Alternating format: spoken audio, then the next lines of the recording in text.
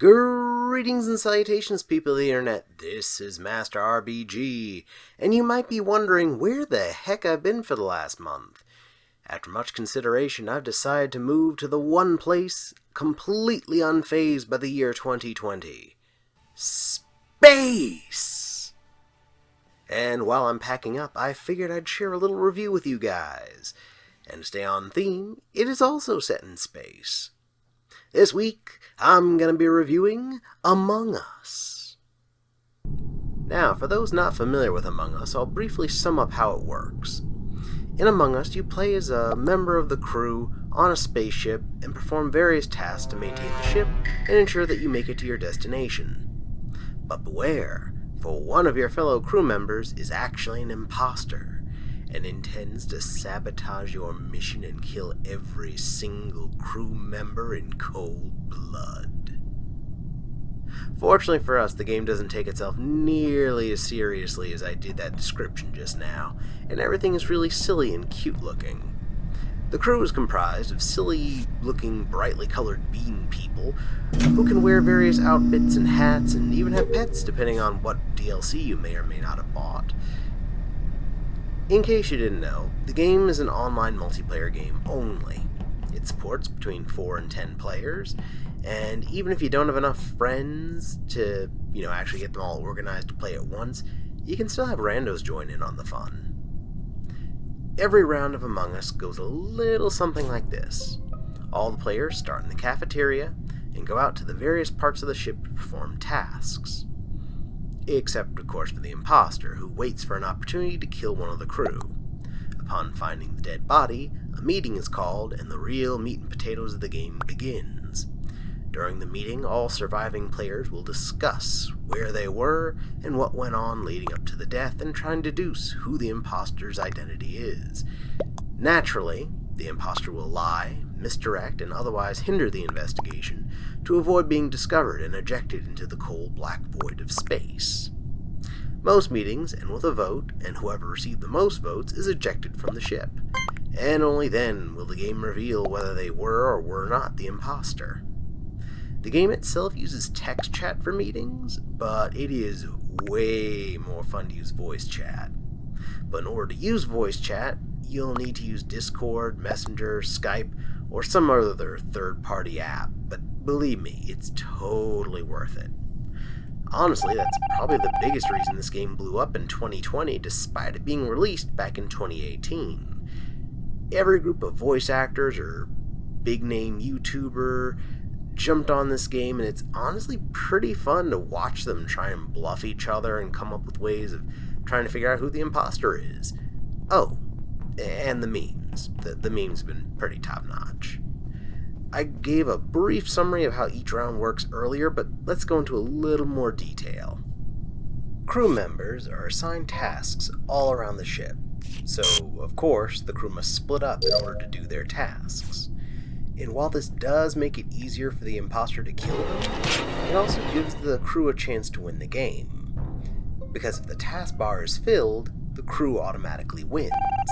So, a pretty solid alternative win condition if your sleuthing skills aren't quite up to par. And for some odd reason, you can keep doing tasks even after the imposter kills you. So you can still help your team win, even if you got brutally murdered.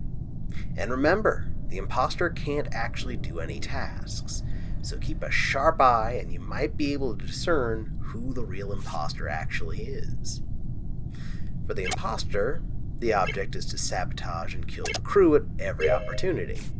And if the imposter or imposters match or outnumber the crew's surviving members, then the imposter side wins. Obviously, the crew outnumbers your side quite a bit, but you get quite a few tricks to help you even the odds. You can lock down a single door, travel through the vents, sabotage the oxygen or the reactor, and of course, kill the crew members. Just remember that your actions all have a cooldown timer, and you can't just spam them as much as you'd like. Now, I realize that this is another PC game review, and the last review I did was also exclusive to PC. But the specs aren't exactly limiting the player base. In fact, I'll prove my point right now. See? Saved a screenshot and everything. Any average PC from like the last 5 years should have no problem whatsoever running this game. No Alienware gaming PC required.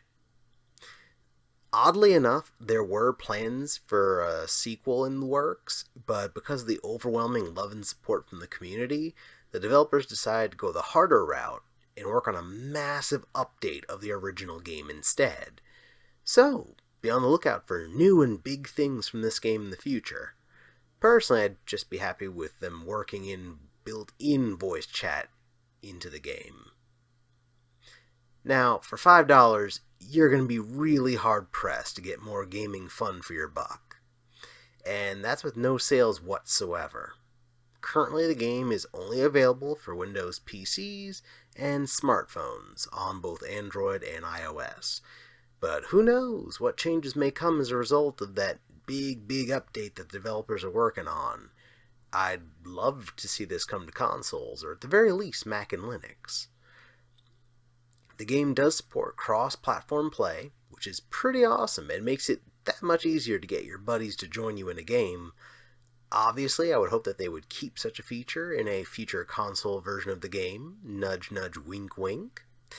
So, being a multiplayer-only game, this likely won't appeal to the hardcore single-player game fan base out there.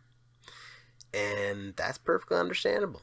I get it. You want to be a lone wolf. That's cool. You don't want to necessarily have to socialize with others. Hey, I get it. But if you're a fan of party games, or more specifically, if you are a fan of board games like Clue, Kill Dr. Lucky, One Night Ultimate Vampire, or One Night Ultimate Werewolf, then you'll be over the moon for Among Us, and you should get it ASAP. Anywho, that's all the time we got for this one, guys. I enjoyed making it. I certainly hope you guys enjoyed watching it. If you did, give me a thumbs up. If you'd like to see more of my nonsense in the future, hit that subscribe button. And if you want to be the first in your block to be notified the moment I post any new content here on YouTube, hit that notification bell. And if you'd like some suggestions for other videos made by yours truly, then how about these? Over here, you can check out my previous review for a little game called Helltaker.